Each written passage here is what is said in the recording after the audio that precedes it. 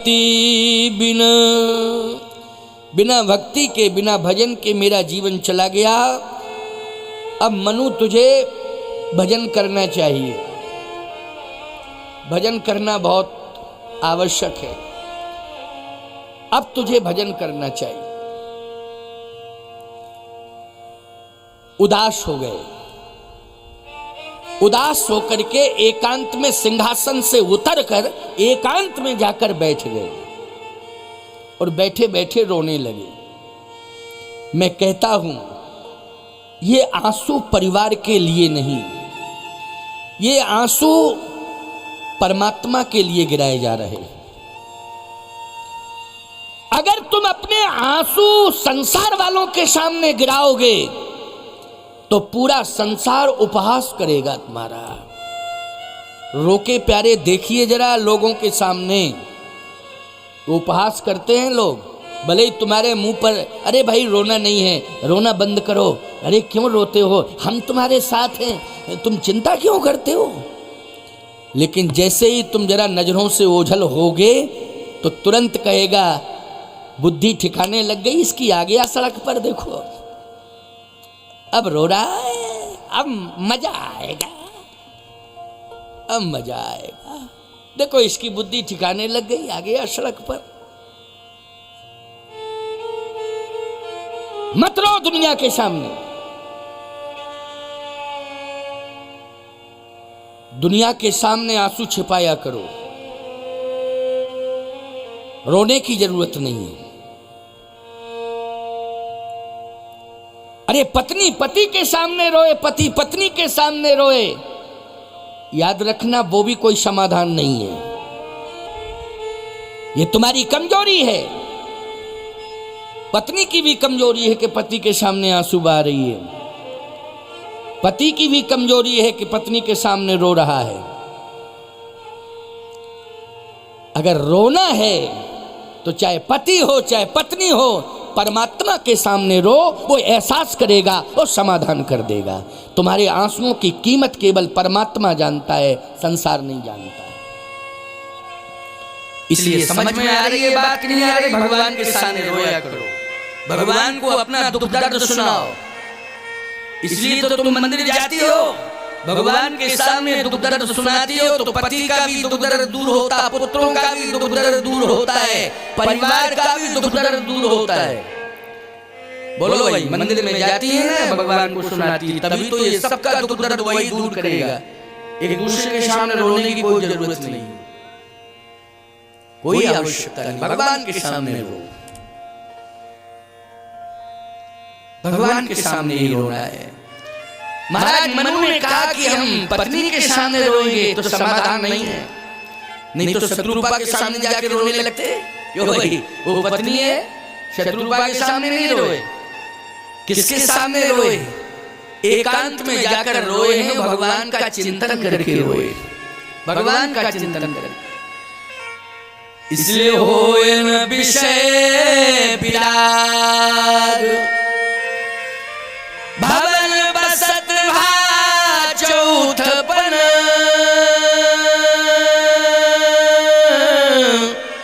हृदय बहुत दुख लाग, जन्म गयो हरि भगति बिना भक्ति के मेरा जीवन चला गया, बिना भजन के मेरा जीवन चला गया। करना क्या चाहिए? प्रेरणा हुई कि आ जाओ मेरी शरण में। प्रेरणा क्या हुई? आ जाओ मेरी शरण में। सुखी मीन जन नीर अगाधा, सुखी मीन जन, सुखी मीन जन नीर अगाधा, सुखी मीन जिम हरि शरण एक बाधा, जिम हरि शरण, जिम हरि शरण एक बाधा, जिम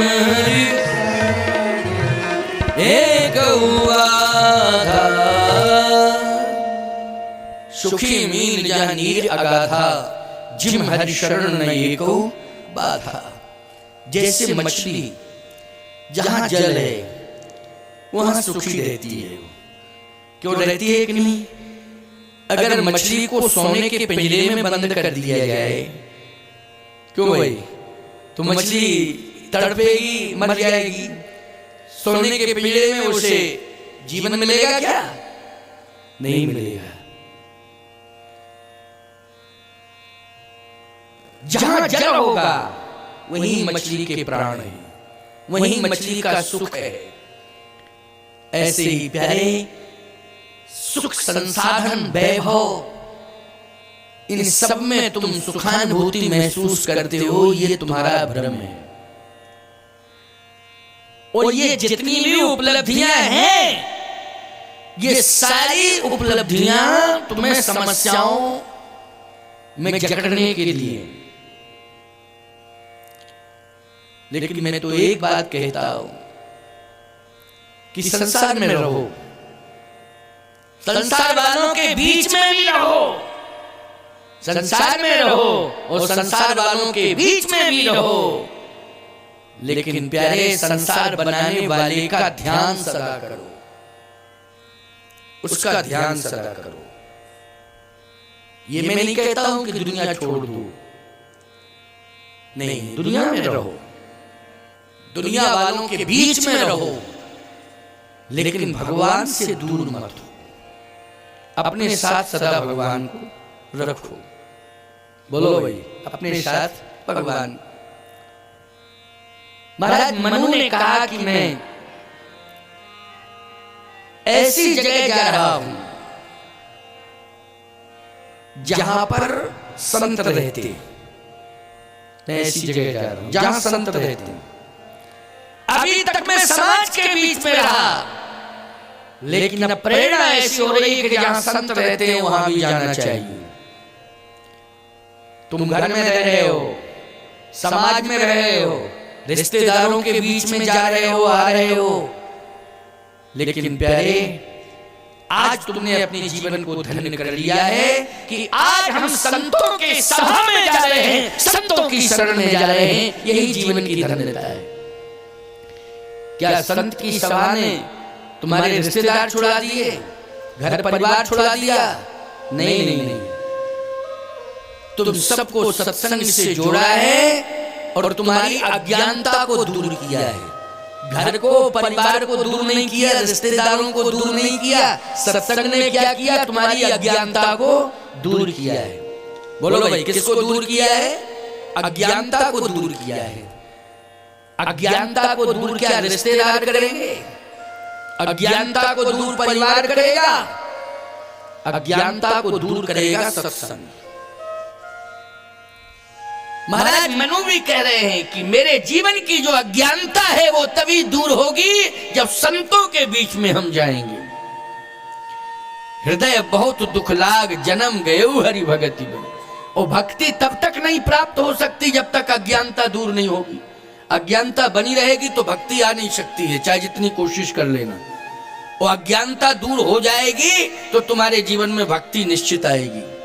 और अज्ञानता दूर कब होगी? जब संतों की शरण में पहुंचोगे, सत्संग में पहुंचोगे, तब।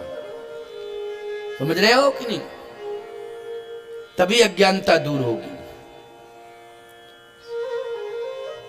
इसलिए आज मैं संतों की शरण में जाऊंगा, भक्ति तभी मुझे मिलेगी। जन्म गए हरि भगति बिन, बिना भक्ति के मेरा जीवन चला गया। बिना भक्ति के मेरा जीवन चला गया है। कब भक्ति आएगी? जब हमारे जीवन से अज्ञान दूर हो जाएगा तो भक्ति मेरे जीवन में आ जाएगी। अज्ञान दूर कब होगा? जब हम संतों की शरण में जाएंगे, सत्संग सुनेंगे।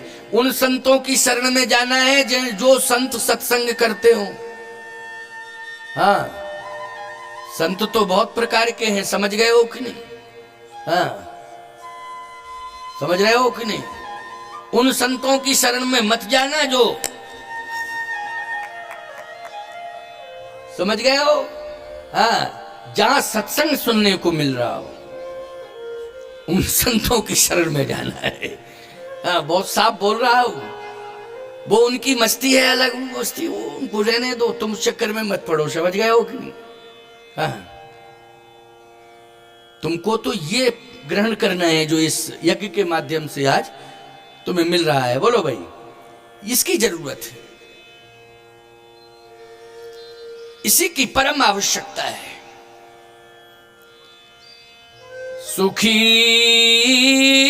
मीन जह नीर यगाधा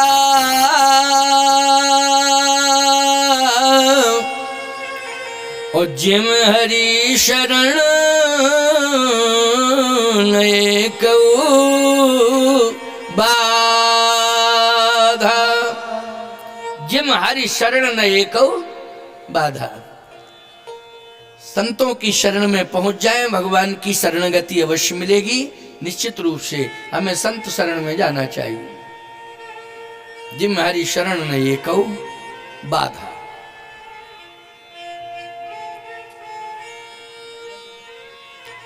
महाराज मनु ने कहा कि अब मुझे साधुओं की शरण में जाना है। संत कहाँ रहते हैं? बोले सबसे बड़ा तीर्थ स्थल जहां पर सत्संग होता है। तीर्थ तो बहुत बड़े बड़े हैं, लेकिन जहां पर सत्संग होता है उस तीर्थ में हमें जाना है। तो सत्संग वाला तीर्थ है नैमिषारण्य, इसलिए नैमिषारण्य, नैमिष जाना है, नैमिष जाना है। जैसे चलने लगे फिर सोचा कि नहीं नहीं, हमेशा कभी भी किसी भी तीर्थ में जाओ, किसी सत्संग में जाओ, किसी धार्मिक आयोजन में जाओ, परिवार की व्यवस्था बिगाड़ के मत जाओ, बना के जाओ। यह धर्म कहता है। बात समझ में आ रही कि नहीं? यह नहीं होना चाहिए कि घर में हुई खटपट तो चल बाबा के मठ पर, ऐसा नहीं होना चाहिए, गलत बात है। नहीं, व्यवस्था बिगाड़ के नहीं, व्यवस्था बना के। हैं? आज हम इस यज्ञ में आए हैं, हमारा परम धर्म कहता है कि व्यवस्था जितनी ज्यादा से ज्यादा अच्छी से अच्छी बने उतना बनाओ। तुम्हारा भी परम धर्म कहता है सभी का, यज्ञ में कोई व्यवस्था बिगड़ने न पावे, जितना अच्छे से अच्छा हो सकता है सहयोग, हम सहयोग देकर यज्ञ को सफल बनाएं, ये संकल्प होना चाहिए। सहयोग देकर यज्ञ को सफल बनाएं, ये सहयोग। परिवार में भी रह रहे हो, परिवार की व्यवस्था को बिगाड़ना नहीं है, व्यवस्था को बनाना है, बना के फिर जाना है।